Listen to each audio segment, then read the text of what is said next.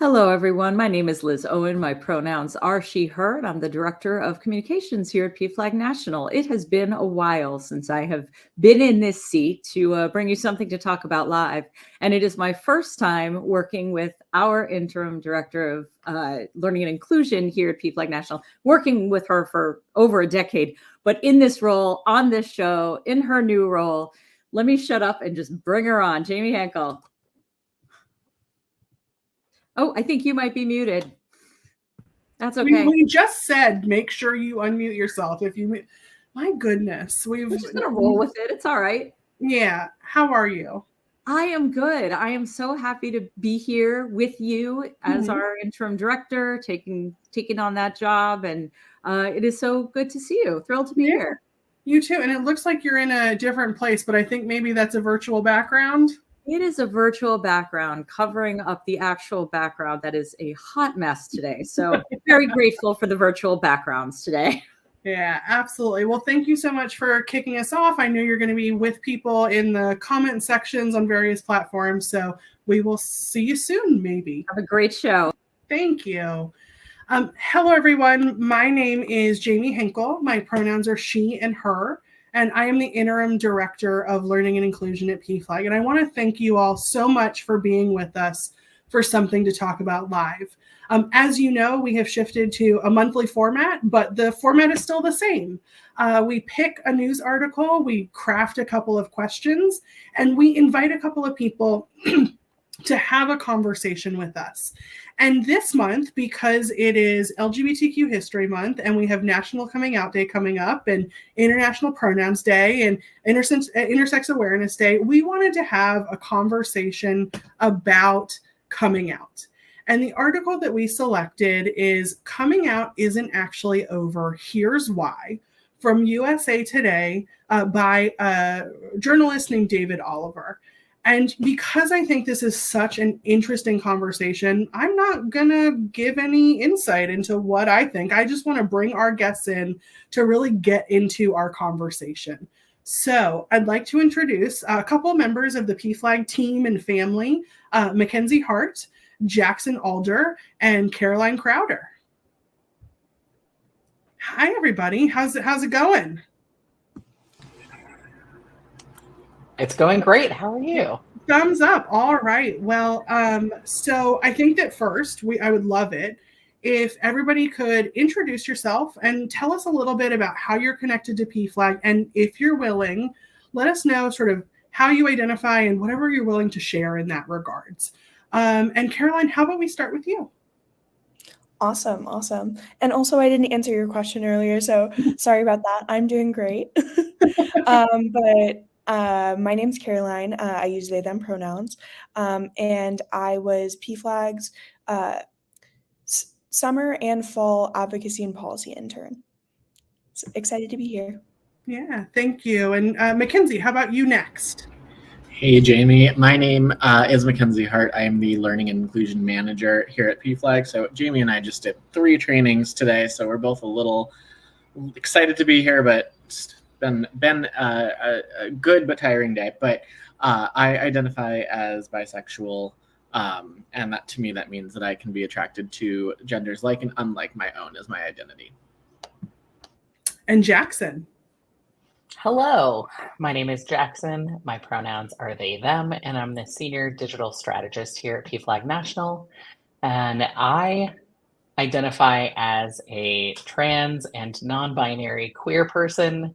I love everybody, or have the potential to love everybody. Yeah. Well, thank you all so much for sharing those pieces of yourself with us. And I'm wondering, National Coming Out Day is October 11th. It's coming up next week. And I'm wondering if you could each tell me just a little bit about, like, how do you feel about an event like National Coming Out Day? What does it mean to you? And is there anything that you'd like people to know about that particular event that happens every year on October 11th? And Mackenzie, because you're at the top of my screen, let's start with you for this one. Thank you. So I think that National Coming Out Day is fantastic. I think that events honoring the act of coming out and owning your own queerness and your own identity in any way, shape, or form is a very good thing. I think that have days like National Coming Out Day, that coming out in of itself has to be a practice that, in order to be seen as valid by many of your peers, by many others in society, it's an expectation that we as queer people have to come out. But that being said, I think that when people are making that choice for themselves and taking that as an opportunity to own their own identities, it's a really wonderful thing. And having days like this to create those opportunities can be a really, really helpful and positive thing. So I'm glad that that it exists in a society where we are considered to have to do this act. Yeah. Now, Caroline, what about you? Yeah, I can mostly speak from like a collegiate level, like looking at it from a college. Because before attending college, I wasn't really aware of National Coming Out Day. Just would see it like on Instagram and Facebook and different social media platforms, but I never participated in it. Just based on my experience of where I was going to school, and then when I came to college, it was really a beautiful time of learning about what coming out is and how many like different forms it can take. And I love that there's just a day to celebrate just so many different facets of the LGBT community. Wonderful. And it sounds like we're all thumbs up on National Coming Out Day. But Jackson, what do you think? I would echo a lot of what Mackenzie and Caroline said. It is a great day, and I also want folks to know that it can put pressure on folks to feel like they have to come out because of this big day, and you don't. If you're not ready, it's okay.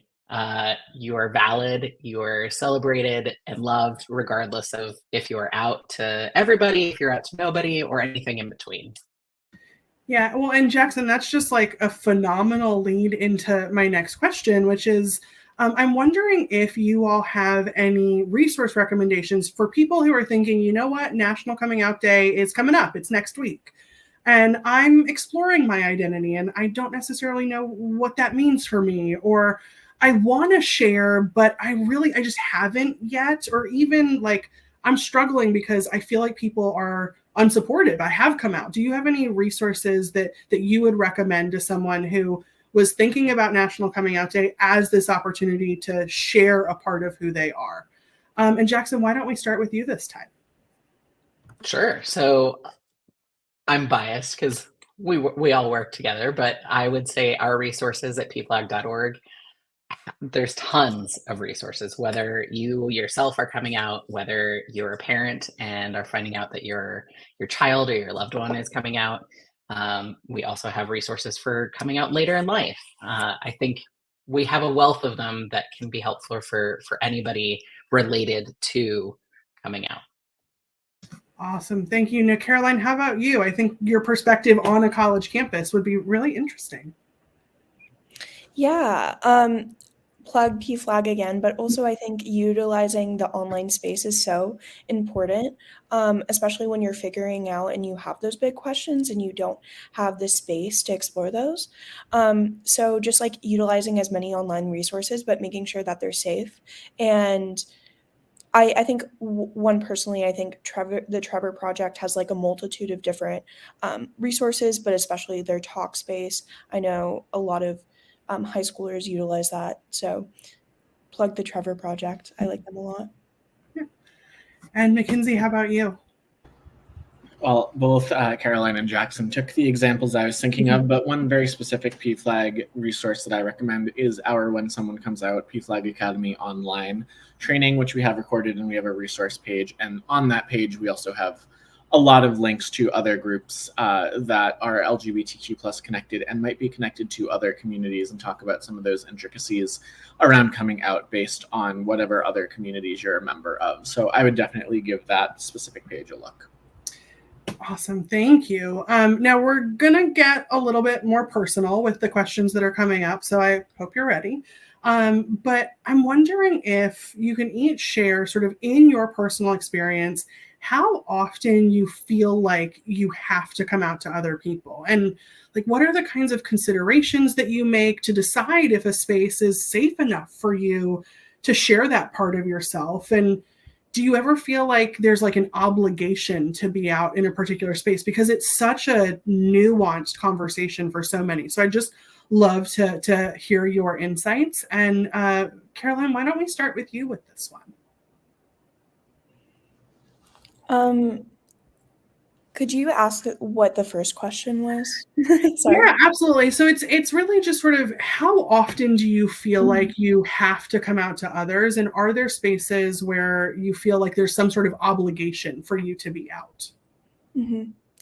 I feel like it definitely changes like how I like presented myself. So like when I was first coming out as like a lesbian and I had longer hair or dressed a little bit more femininely, there was like nobody was ever like asking me. But when I started finding ways of presenting myself that were more affirming, I started to receive more questions about my identity, and then from there, I felt not necessarily an obligation, but just like to inform people to make me feel more comfortable and like I could be myself, especially like with changing pronouns and having to have that conversation with professors, your friends, your family members. So That's an interesting perspective. I think that I hadn't thought about part of that obligation is to affirm yourself. So thank you so much for sharing that. Jackson, how about you? I echo the affirming yourself.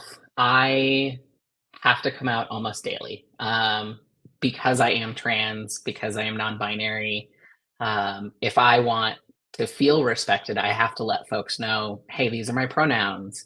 At the minimum, hey, these are my pronouns. And then that kind of escalates or evolves the conversation into being non-binary. And sometimes it comes into being trans, but I come out, if not daily, then several times a week. Yeah, Mackenzie, how about you? I think it really depends. I think that it's an interesting conversation to have around being non-binary, because we are taught to really binary genders, and I mean even informal language, sir and ma'am and ladies and gentlemen, and that's how we are taught how to be respectful. And so a lot of the time people might see me from afar, not necessarily see how tall I am, not hear my voice, and don't know how they should address me. So, I mean, people will say ma'am and then correct themselves to sir, or vice versa, and they don't really know what to do. And in those moments, it's weirdly affirming to me, because that means that I am presenting as that androgynous expression that I would like to be able to express as. But to them, it's feeling disrespectful that they don't know and they're trying to make that choice. So in those moments, it's almost strange. It's like, oh, I'm already out, when they're confused. And then when they decide on something to address, it's like, oh, they're not seeing me as my gender identity anymore. Now they're seeing me as this binary gender that they've kind of chosen. And I would say that it's in some ways similar to my bi identity as well, that depending on who I'm interested in or who I'm with at a night out or something, what friends I'm with, people will probably make certain assumptions about me, and then that's a more awkward conversation to kind of have, unless it's specific circumstances. But I don't know how often I am coming out, because it's kind of based on identities that don't fit neatly into binary. So it's not the same as saying, oh, I'm actually not this, I'm this, and kind of going to the other side. It's kind of somewhere in the middle, if that makes sense. It absolutely makes sense. And again, thank you all for being a part of this conversation and sharing these pieces of yourself and your experiences, because you've all, I mean, I've been doing this work at PFLAG for 15 years, and you've given me something new to think about. So I really, really appreciate that. And my next question is just sort of centered around the language that we use when we talk about this experience of sharing our sexual orientation, our gender identity, our gender expression, or any combination thereof with others. And I'm wondering if you personally know somebody who uses an alternative to the phrase coming out to describe that experience, and like things like inviting in or using a word like disclosure, or any alternatives that I'm not even thinking of, stepping up. I'm not totally sure, but do you know people who use some of those alternatives? And if so, like what words are they using? And if not, do you have an opinion on why that might not be the case? And Mackenzie, I know we just heard from you, but I'm going to start with you for this one. Thank you. So I actually tend not to. I do tend to hear coming out most often. But in a strange way, I hear kind of an opposite word a lot. I hear about closeting a lot, where it's kind of the act of being kept in the closet, kept not out, having your sexuality or gender identity kept kind of a secret, kept hidden away. And so that is something that I actually hear quite a bit in some of the spaces that I'm in, but it's almost like the exact opposite of what we're talking about today in an interesting way. Yeah, and Caroline, what about you? Yeah, I was trying to think, like trying to rack my brain of like something that's different than coming out, but kind of similar to Mackenzie, like I hear closeted or yeah, in the closet most often, more than coming out. And I'm just interested, like, what other terms people have. Mm-hmm. Now, Jackson, in the work that you do in this sort of digital space, what's your experience been like? I do hear coming out most often, but also in the various queer groups that I'm personally in, I hear nerdy things like leveling up, or coming out as somebody's authentic self, kind of adding that piece to it. Those are what I hear most often, and then some kind of funny plays on those. Yeah. Yeah, and I have to admit, I love the phrase inviting in. It's something I started reading about sort of in 2010-ish, I think. And it really was, to me, just this breathtaking new way of talking about that experience. Like, I don't have this responsibility to come out to you. I am inviting you to know this one more piece of myself. So it'll be interesting to see if that does ever become more common or language that people use, because I just think it is such an amazing way to take away this stigma of being in a closet or hiding. And instead, I just want you to know this new thing about me.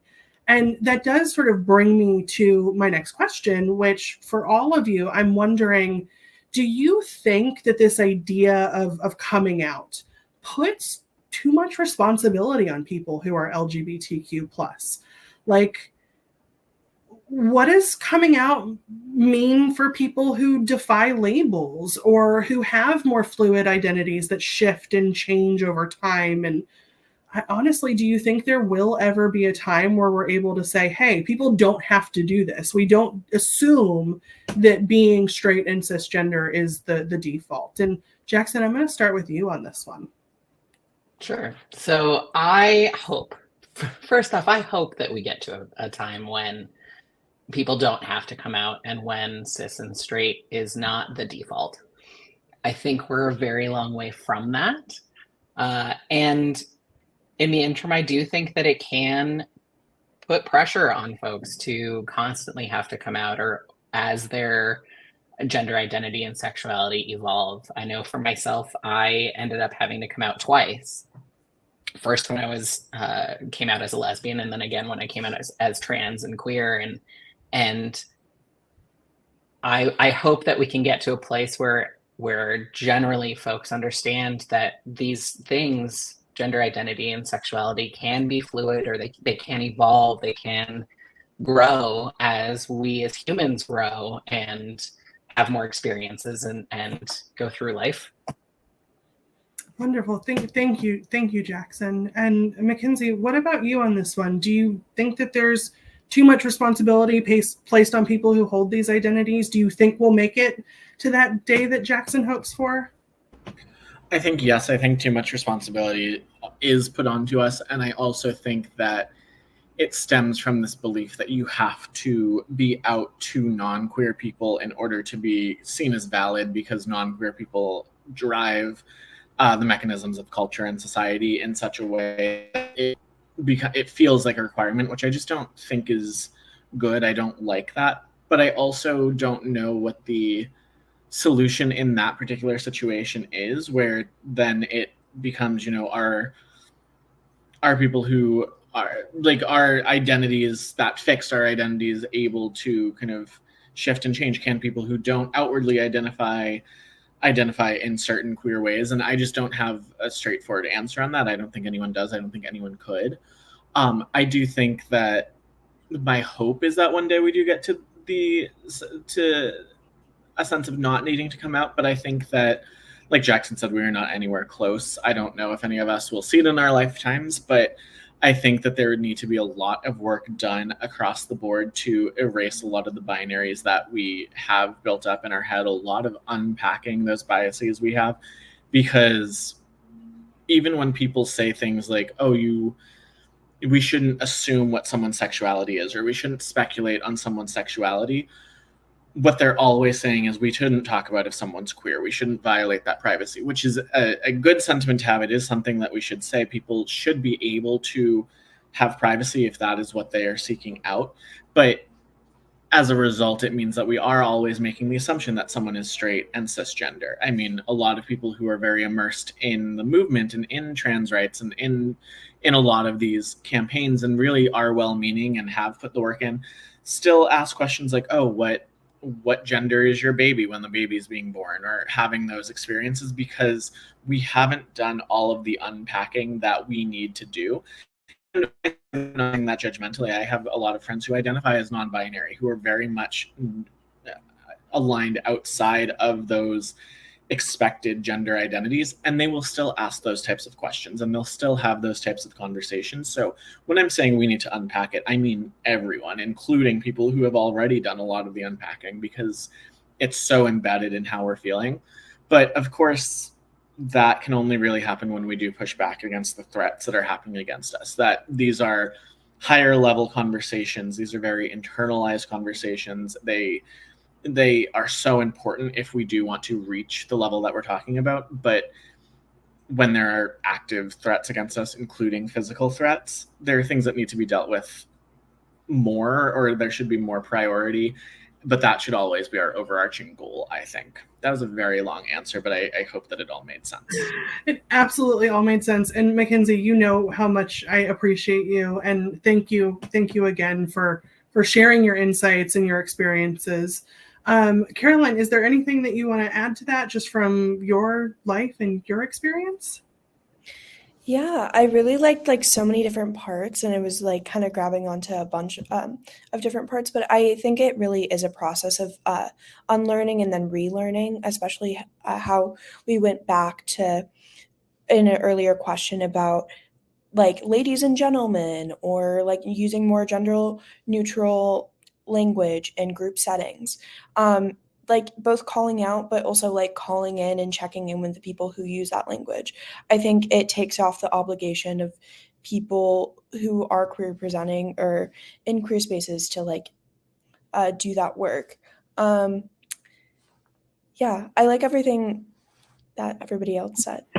That's wonderful. Thank you. Now, I'm going to go back to one of the questions that we actually made available publicly for folks to use in their own conversations.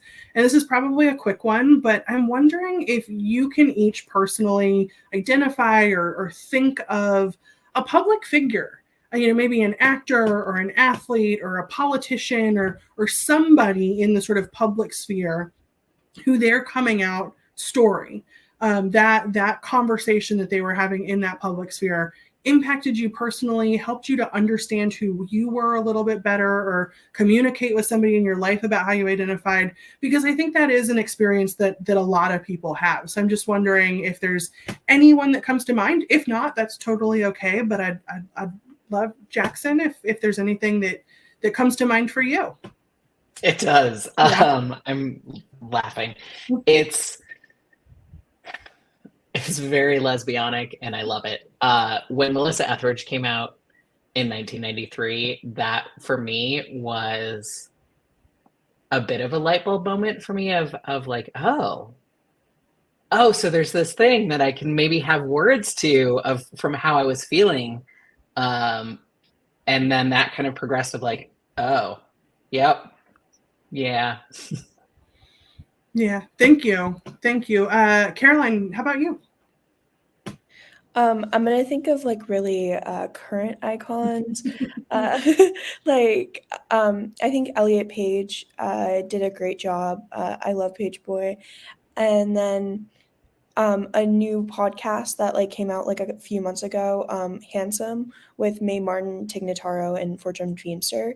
I think the way they talk about gender, their sexuality, I like can deeply resonate with, but it's Mhm. also a way, like a podcast format that I can share episodes with my mom or like my friends and be like, oh, I relate to this. Like, how do y'all feel? So That's amazing. Thank you for sharing that. Now, Mackenzie, how about you?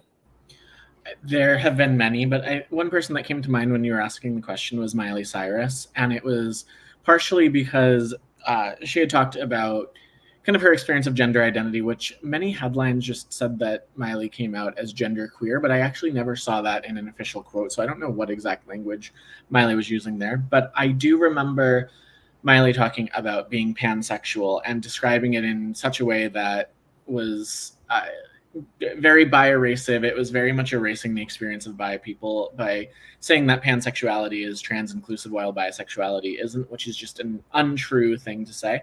But recently, a video of Miley Cyrus was going around where she used the word bisexual to describe herself, and I think that indicated that she probably learned that she was incorrect in the definition she was using in that, and realized that, oh, maybe this language could apply to me. And I really appreciated that as someone who has also had journeys with language, which I think that many of us hear certain words and we hear some misinformation and we sometimes repeat it because we don't know, and it aligns with us that we're incorrect. Having that opportunity for growth can be a really important growing experience, and I'm glad that we kind of got to see a little bit of that with Miley Cyrus.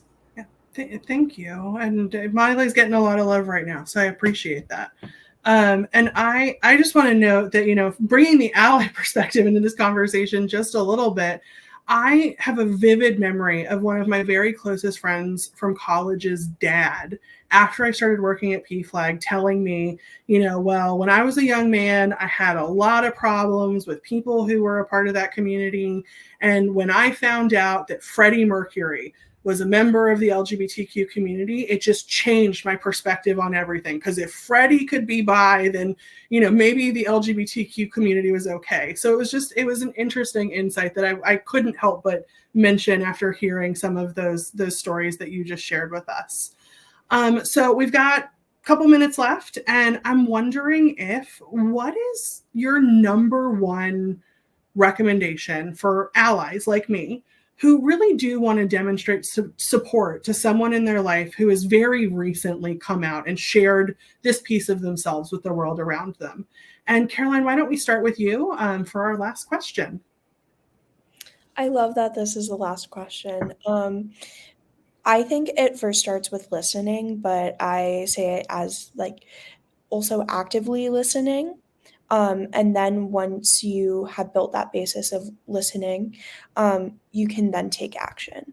By taking action is doing the active work of using people's pronouns, or like getting into the media and finding clips of like queer people, and then just doing that work yourself so that you can be a better ally to a family member, a friend, a colleague, anyone. Yeah, thank you. Now, Mackenzie, how about you? I think that's fantastic. I think saying thank you for sharing and showing gratitude that this person shared their experiences with you is vital. I'd also say that remember that they are still the person that you knew before, and that your relationship is still the relationship it was. And I mean that in both negative and positive ways. Sometimes people might say, oh, you're not who I thought you were. Or on the other side, people might start talking to you very differently, and that is often also uncomfortable. So remember that they're the same person and your relationship is the same as it was. Thank you, Mackenzie. And Jackson, we're going to let you get the last word. Echoing everything that both Mackenzie and Caroline said, and just add that letting them lead, letting them own how they identify and who wants to know, and how folks can know, and making sure that you're respectful of that. Yeah. Thank you. I appreciate all three of you. I hope that has come across as a part of today's conversation. I feel like you were all so brave and you shared so much of yourself. So I'm honored that we had this conversation today. Thank you all so much, and hopefully we'll see you again sometime on Something to Talk About. All right, well, that does bring us to the end of our time together. I hope that you all will consider joining us for Something to Talk About live again when we have our next show in November. Thank you so much. Have a wonderful afternoon.